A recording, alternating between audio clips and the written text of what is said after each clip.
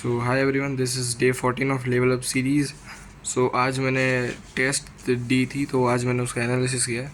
आज टेस्ट थी hurdle test, जिसका सिलेबस तो मैंने आपको कल बता दिया था ना। एक दिखा देता हूँ मैं आपको।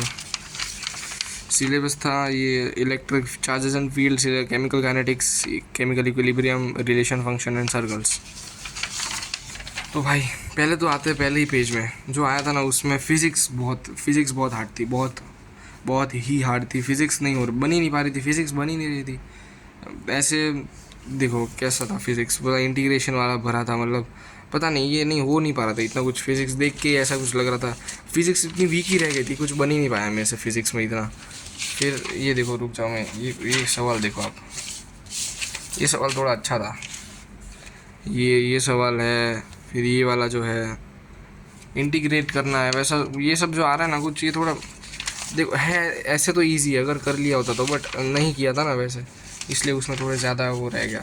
और मैथ्स काफ़ी ड्यूरेबल आई थी, मैथ्स ठीक थी इतनी भी, मतलब मैथ्स का बस इतना थोड़ा बहुत करा नहीं था वैसे था, वरना अगर कर ली होती तो मैथ्स सही ही आई थी। ये रही, ये मैथ्स का था ये पूरा। तो मैथ्स का जो है ना लास्ट में पाँच पाँच आए थे, सर्कल्स थे, तो मैंने पाँचों के पाँच छोड़ दी। मेरे को सर्कल्स नहीं आता, मेरे को कोऑर्डिनेट ज्योमेट्री नहीं आती है, तो इसके सारे में क्वेश्चन सवाल सारे छोड़ के आया हूँ। ये था, फिर एक ये था, ये भी था, ये एक था, तो पूरे दो इंटीजर में आए थे और तीन आए थे एमसीक्यूज़ में। सो मैंने पाँच छोड़ दिए थे, तो उसमें से ही तो मेरे कट गए। फिर पाँच तो उसमें 80 हो गए। तो देखो आज वो मेरे मार्क्स दिखा दूँ मैं आपको। ओवरऑल मेरे मार्क्स है 114 मार्क्स है, और ये मेरे इंडिविजुअल मार्क्स आए थे। फिज़िक्स में सिर्फ 28 मार्क्स ही आए, बन ही नहीं रहे थे फिज़िक्स के। और केमिस्ट्री में 42 है, मैथ्स में 44 है। मैथ्स ऐसे ड्यूरेबल थी, 44 से थोड़ी ज़्यादा हो भी जाती, और केमिस्ट्री में बस नेगेटिव हो गया। पता नहीं, मैं थोड़े तो मैं ऐसे देखा जाए ना, आंसर देख के कुछ अलग ही लग रहा था। एक तो ये सवाल था ना जिसमें कुछ ज़्यादा ही गड़बड़ हो गई। आंसर था 59 में करके आया 590, एक ज़ीरो लगा दिया पीछे, पता नहीं क्यों। बट अब ये मतलब इतना कुछ था नहीं, पेपर था इजी ही, बट थोड़ी इतनी सिली मिस्टेक्स कर ली थी, क्योंकि कल एक तो 2 दिन में हमको सिलेबस इतना कंप्लीट करना था, जिसमें अभी कितना ही करने बैठे हुआ मैं। तो एक तो हड़बड़ाहट में था, और कल रात को थोड़े देर तक जगा था मैं, क्योंकि मेरा वैसे भी ये बाकी था केमिकल काइनेटिक्स और केमिकल इक्विलिब्रियम। तो जब लेट नाइट तक बैठा था, तो फिर सुबह एग्ज़ाम में भी इतना बहुत कुछ हो नहीं पाया।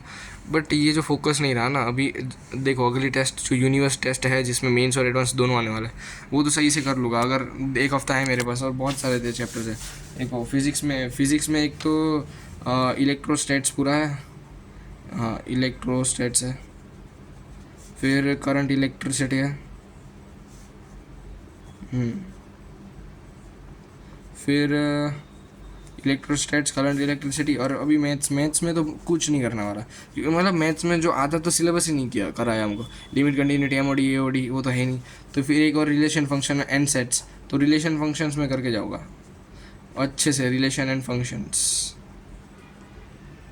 और ये हो गया। फिर केमिस्ट्री में तो बहुत ज़्यादा सॉल्यूशंस है।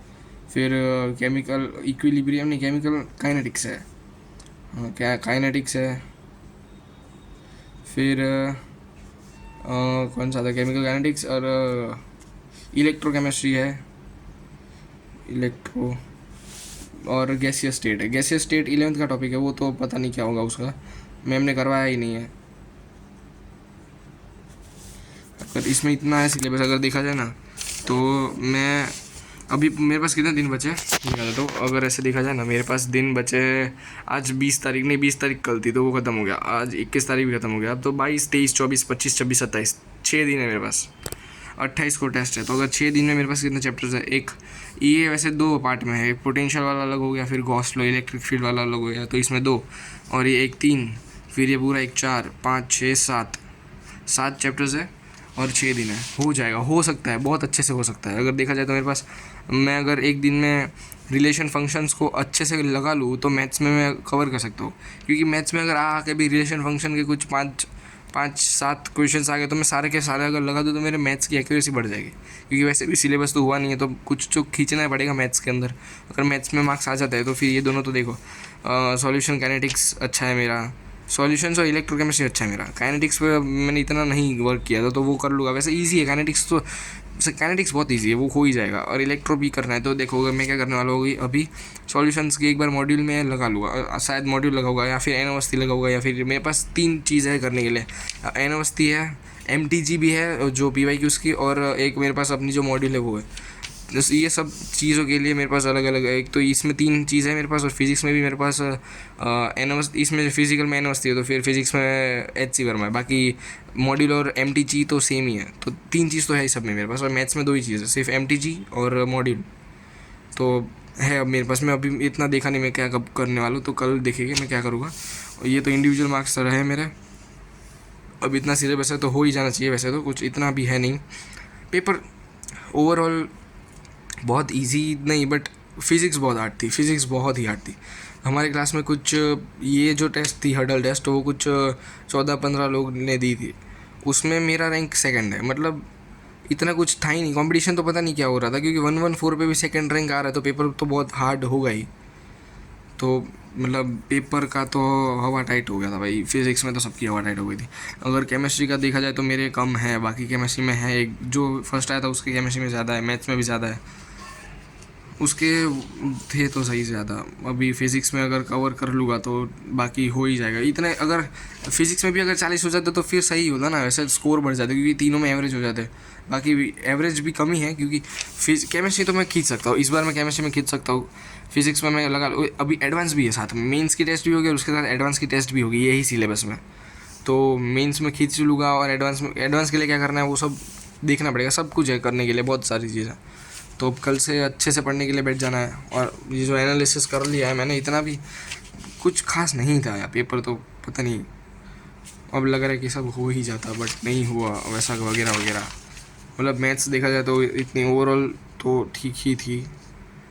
ये मैं छोड़ के आ गया, ये छोड़ के आ गया, मतलब नहीं आती थी सर्कल्स। तो अब तो जो पेपर होने वाला उसमें सर्कल्स नहीं है, तो फिर ठीक ही है, अब इतना कुछ नहीं खींचना है, तो ठीक है। अब मिलते हैं डे 15 पे। डे 14 होगा समाप्त, और कल से लग जाएंगे अच्छे से वापस 6 चैप्टर्स है। और उसके साथ अभी क्लास में ऑर्गेनिक भी स्टार्ट होने वाली है। कल हेलो अल्कीन्स से हेलो ओरिन्स होने वाली है, तो उसके लिए एक बार हाइड्रोकार्बन्स भी रिवाइज करना पड़ेगा, उसके थोड़े मैकेनिज़म्स भी लगेंगे और वगैरह वगैरह। तो बहुत काम है, ये पूरा हफ्ता पूरा हेक्टिक जाना है। तो मिलते हैं अब डे 15 पे। बाय।